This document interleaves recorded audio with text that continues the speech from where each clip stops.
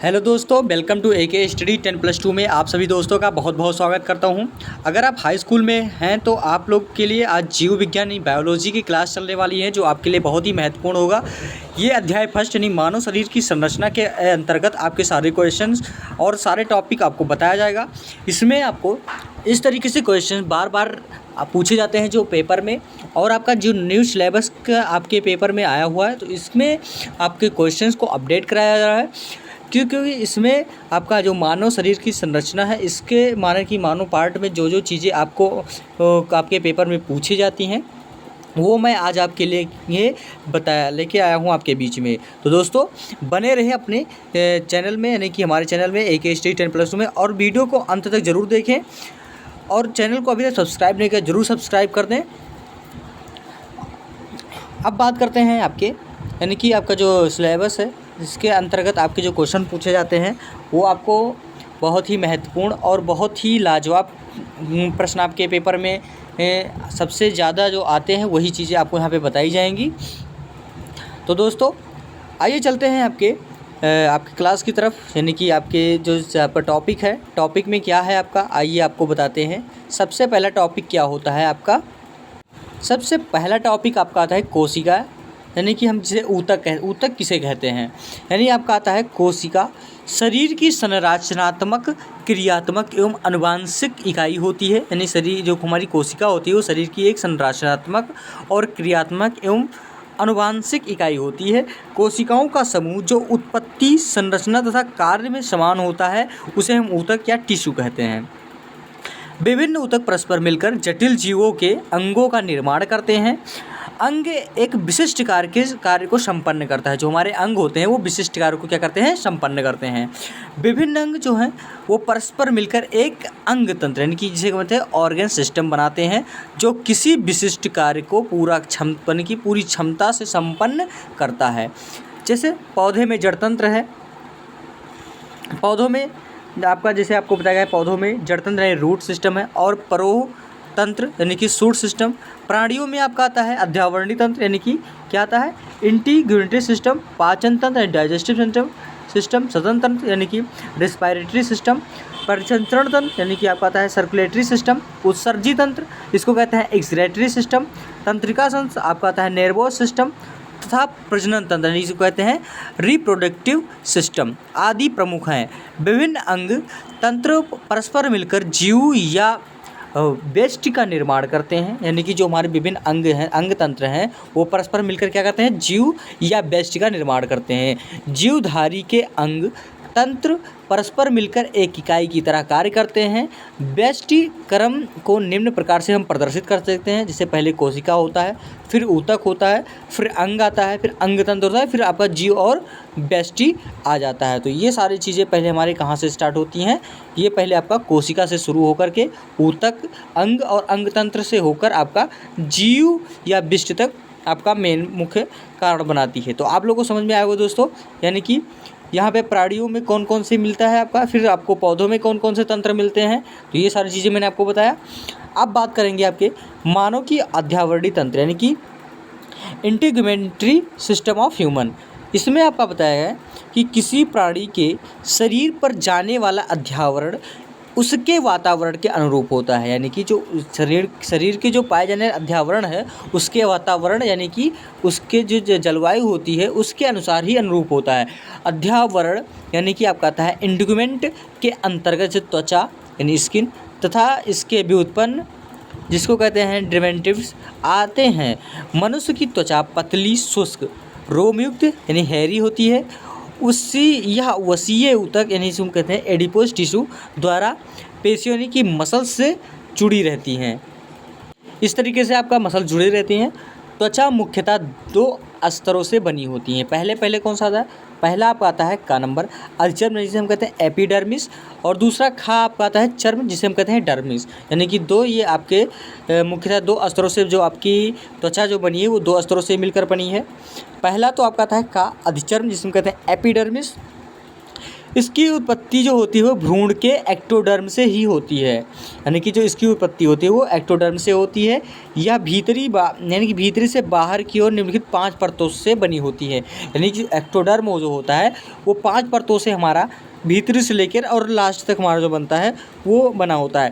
पहला तो आपका आता है मेलपिगी, स्ट्रेटम मेलपिगी आता है। फिर आपका आता है स्पाइनोसम स्तर यानी कि स्ट्रेटम स्पाइनोसम। फिर आपका दूसरा आता है तीसरा आता है ग्रेन्युलोसम स्तर यानी कि स्टार्टम ग्रेन्युलोसम। और फिर चौथा आपका आता है ल्यूजिडम स्तर यानी कि स्टेंडियम। यानी कि अब बात करते हैं, हाँ, ये भाग आपका चर्म होता है और ये भाग आपका अधिचर्म होता है। और इसके अंतर्गत जो पाए जाते हैं, जो छिद्र पाए जाते हैं, आपको जो चीज़ें आपके इसमें आपके के जो तत्व पाए जाते हैं वो सारी चीज़ें। अब आपका जो ये छोटा छोटा आपको छिद्र दिख रहा है ये आपका श्वेत ग्रंथि का छिद्र होता है। उसके अंदर ये आपका जो छोटा सा लंबा सा आपको ये पतला सा जो डंडी की तरह दिख रहा है ये आपका रोम होता है, यानी कि जिसे हम बाल कहते हैं, बाल की तरह उत्पन्न हुए। फिर आपका श्रृंग है ये जो ऊपरी भाग होता है जिसे हम कहते हैं कार्नियम स्तर। फिर आपका आता है दूसरा वाला आपका जो होता है वो होता है कड़िका युक्त स्तर। फिर तीसरा आपका आता है अंकुरण या मेलपिगी स्तर, जिसे फर्स्ट में जिसे कहते हैं, जो ये आपका स्टार्ट होता है।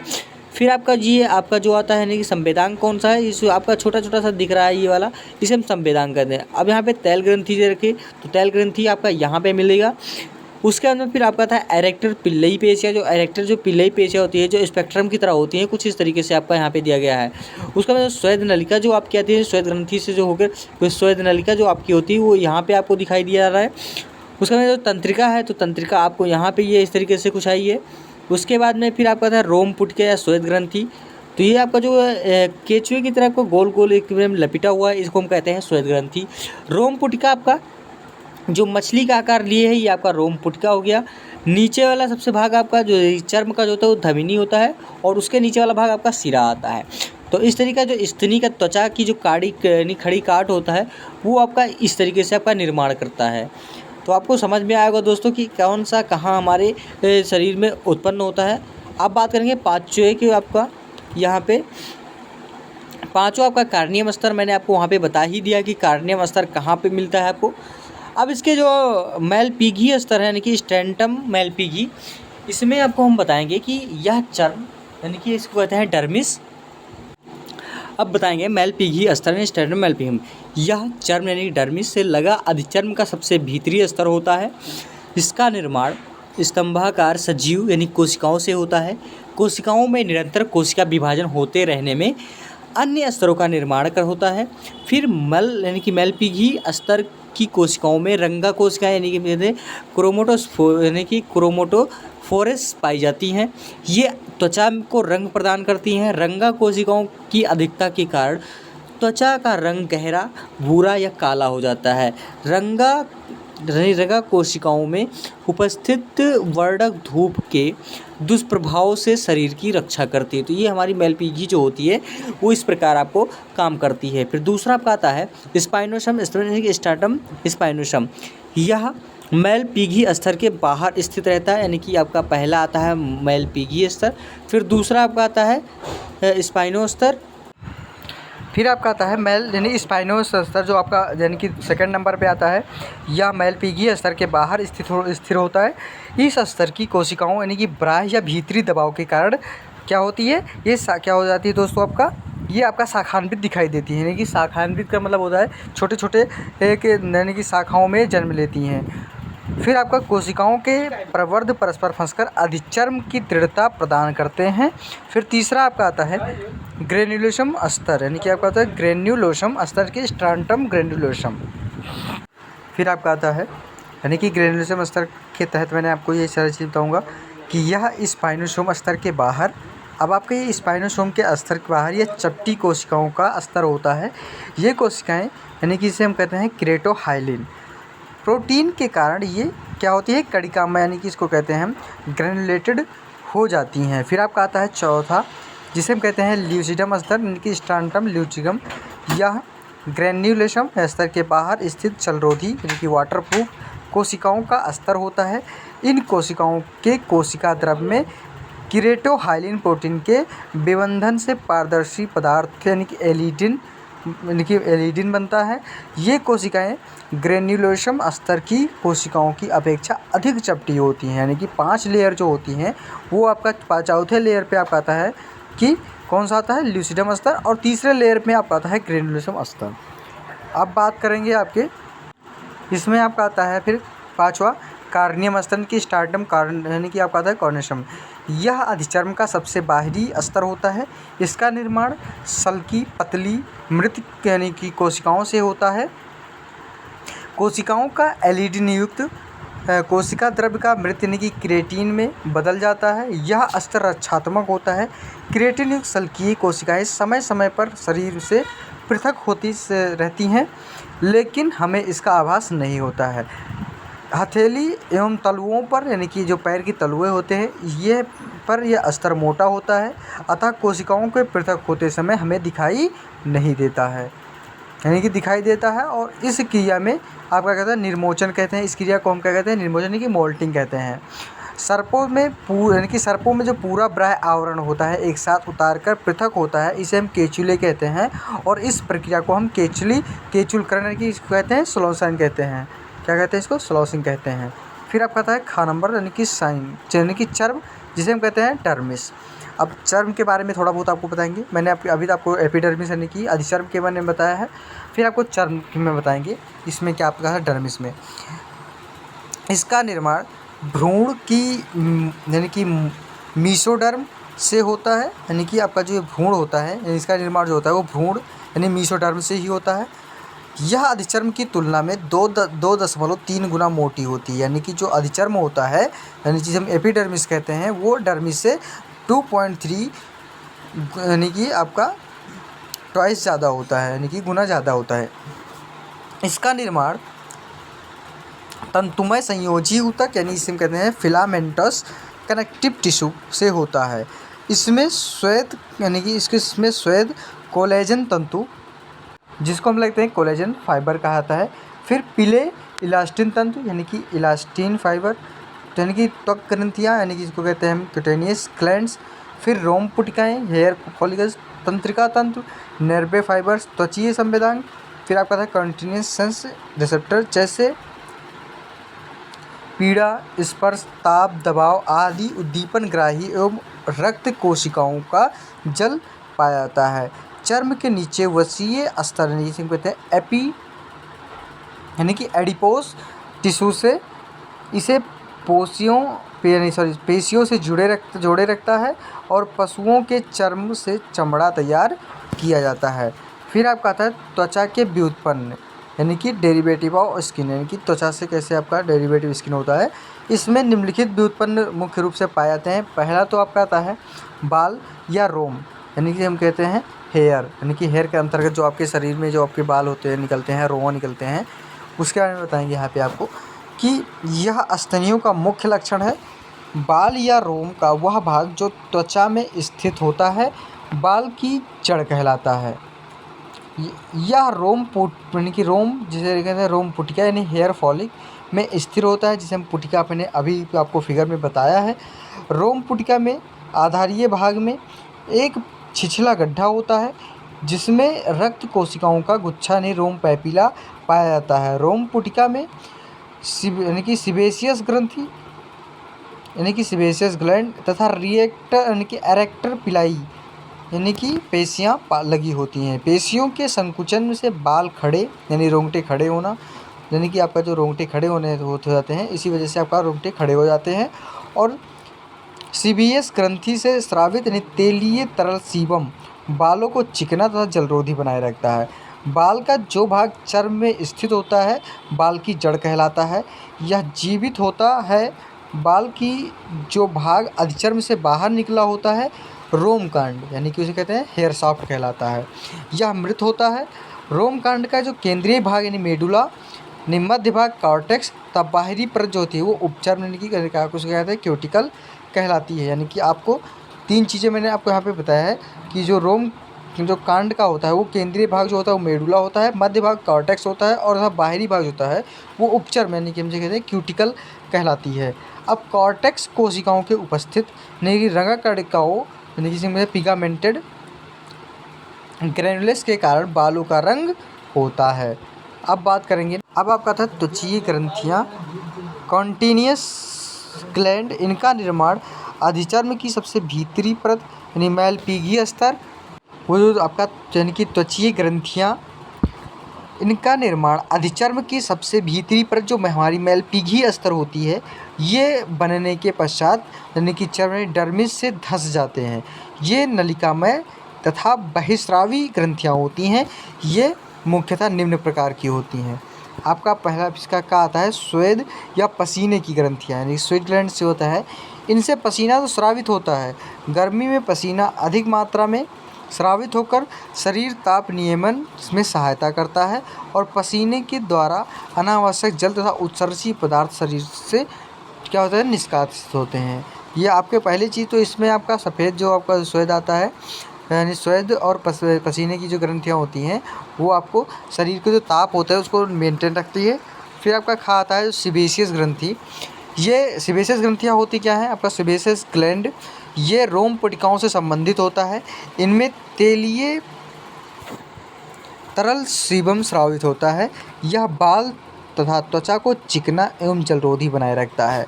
फिर आपका नेक्स्ट आता है स्तन ग्रंथियाँ यानी कि मेमरी ग्लैंड्स। यह स्तनियों की विशेषता है। ये क्या होता है कि पुरुष में ये अवशेषी होता है और स्त्रियों में ये विकसित होती है, यानी कि प्रसव पश्चात इनमें दुग्ध यानी मिल्क का श्रावण होता है, यानी कि स्तन ग्रंथियाँ होती है, यानी इसको कहते हैं मेमरी ग्लैंड। ये कहाँ से होता है, स्तनियों की विशेषताएँ होती है। फिर आपका आता है फिर इसमें सीरोमिनस ग्रंथियाँ। ये ब्राह्यकर्ण नलिका यानी कि आपका आता है एक्सटर्नल एडेटरी मीटस, यानी कि आपका आता है क्या आता है, एक्सटर्नल एडेटरी मीटस में पाई जाती है। इनमें मोम सदृश पदार्थ यानी कि सीरोमिन स्रावित होता है। यह क्या होता है, कर्णपटह का नाम रखता है। इसका क्या होता है, कर्णपटह को नम रखता है। अब आपका आता है अंगा नंबर मीबोमियन ग्रंथियाँ। ये कहाँ होती है, मीबोमियन ग्लैंड, ये नेत्र की बरौनियों की पुटकाओं में खुलती है। यानी क्या होती है, यहाँ को ये कहाँ खुलती है, ये कहाँ खुलती है दोस्तों, आपके ये बरौनियों यानी कि नेत्र की जो बरौनियाँ हैं वहाँ की पुटकाओं में खुलती हैं। इनसे स्रावित तेलीय तरल यानी कार्निया को नम तथा चिकना बनाए रखता है। फिर आपका चा आता है आश्रु तथा लैक्रामाइल ग्रंथ, यानी कि प्रत्येक नेत्र के बाहरी कोण पर ऊपर की ओर त्वचा के नीचे आश्रु ग्रंथि होती है। इससे स्रावित जलीय तरल कार्निया को स्वच्छ रखता है। अब बात करते हैं अब आपका आता है मूलाधार ग्रंथियाँ, यानी मैंने आपको आश्रु और लैक्राइमल ग्रंथि बताई। अब आपको मूलाधार ग्रंथि बताएंगे, इनकी इसे हम कहते हैं पेरिनियल ग्लैंड्स। ये जननांगों एवं गुदा के समीप स्थित होती है। इनसे विशेष गंधयुक्त तरल स्रावित होती है। ये लैंगिक आकर्षण में सहायक होता है। अब बात करेंगे इसमें त्वचा के कार्य की, फंक्शन ऑफ स्किन, यानी कि त्वचा के कार्य कैसे करते हैं, त्वचा कार्य कैसे करते हैं। पहला आपका आता है शरीर की सुरक्षा। शरीर के चारों ओर पाए जाने वाले रक्षात्मक यानी कि अध्यावरण शरीर की सुरक्षा करता है। पहला आपका आता है यह शरीर की बाहरी आघातों से बचाता है। दूसरा आपका आता है यानी कि जो इसकी सुरक्षा है, ये शरीर से हानिकारक विषाणुओं, जीवाणुओं, कवक आदि बीजाणुओं को प्रवेश करने से रोकता है। अब बात करते हैं तीसरे में आपका शीत ऋतु में त्वचा की रक्त कोशिकाएं सिकुड़कर बंद हो जाती हैं और जिसमें त्वचा में ऊष्मा हानि कम हो जाती है। तो दोस्तों अगर वीडियो आप लोग को अच्छी लगी तो ज़रूर लाइक करें और चैनल को अभी तक सब्सक्राइब करें, ज़रूर सब्सक्राइब कर दें, क्योंकि ये और ज़्यादा से ज़्यादा वीडियो को शेयर करें, क्योंकि इसमें आपको सारी चीज़ें मैं आपको बताना चाहता हूँ कि इसमें आपके जो मेन पॉइंट है वही मैं आपको बता रहा हूँ, क्योंकि आपके पेपर में तैयार करने के लिए आपको सबसे महत्वपूर्ण और इम्पॉर्टेंट टॉपिक होना चाहिए। आपको PDF की ज़रूरत होती है, तो इसमें आपको PDF भी मिलेगा और आप लोगों को इसका वीडियो भी मिलेगा, तो इससे आपको तैयारी करने में थोड़ा आसानी होगा। और इसका आप लोगों को मैं ज़रूर मॉडल पेपर हल करवाऊंगा, क्योंकि इसमें ही आपको पहले आपको जो सिलेबस है वो कंप्लीट करवाऊंगा, उसके बाद में फिर आपका मॉडल पेपर इसी से आपको क्लियर करवा दूंगा। अब बात करते हैं तीसरा आपका आता है संवेदनाग्राही। संवेदनाग्राही क्या होता है कि त्वचा ताप, स्पर्श, दबाव, पीड़ा आदि के जो उद्दीपनों को ग्रहण करती है वही हमारी संवेदनाग्राही होती है। चौथा आपका आता है कि शरीर त्वचा के अंतः वातावरण को संतुलित बनाए रखने में अर्थात यानी कि होम्योस्टेटिस एवं उत्सर्जन में सहायता करती है। पाँचवा आपका आता है कि त्वचा से दुग्ध यानी सीबम, सीरुमिन आदि उपयोगी पदार्थ स्रावित होते हैं। छठा आपका आता है कि त्वचा यानी विटामिन डी के संश्लेषण में सहायक होती है। सातवां आपका आता है कि त्वचा नर तथा मादा प्राणियों में यानी पुरुष स्त्री के मध्य लिंगी आकर्षण में सहायक होती है। आठवां आपका आता है कि अध्यावरण शरीर को निश्चित आकार प्रदान करने में सहायक होता है और वसा के रूप में भोजन क्या होता है संवहन में भी सहायक होती है। अब बात करेंगे नेक्स्ट। इस तरीके से आपका जो त्वचा के कार्य थे, तो आपका त्वचा का कार्य ये रहा कुछ आपका। अब इससे ज़्यादा आपको इसमें कुछ नहीं है, क्योंकि इसमें से ज़्यादा आपको कुछ और पूछा नहीं जाता है। यानी कि मैंने आपको 3 टॉपिक बताया आपको इसमें। सबसे पहला टॉपिक त्वचा के कार्य बताया, फिर उसके बाद में आपको यानी कि त्वचा के व्युत्पन्न जो इसके व्युत्पन्न यानी कि हानिकारक होते हैं उसमें ऊपर व्युत्पन्न करते हैं, इसको हम अगर डेरिवेटिव्स करते हैं उसमें आपको स्किन के बारे में बताया। फिर आपको चर्म की डर्मिस बताया और एपिडर्मिस के बारे में मैंने आपको सारी चीज़ें बताई। तो इस तरीके से आप लोग को थोड़ा तैयार करने में आसानी होगा। तो दोस्तों वीडियो अच्छी लगी तो ज़रूर लाइक करें और चैनल को अभी तक सब्सक्राइब नहीं करें ज़रूर सब्सक्राइब कर दें। और दोस्तों वीडियो को ज़्यादा से ज़्यादा लोगों तक शेयर करें, क्योंकि पढ़ने के लिए दोस्तों को ज़रूरत होती है। तो आप लोगों का थोड़ा हेल्प मिलेगा तो उनका भी तैयारी हो जाएगा और आपका भी तैयारी हो जाएगा।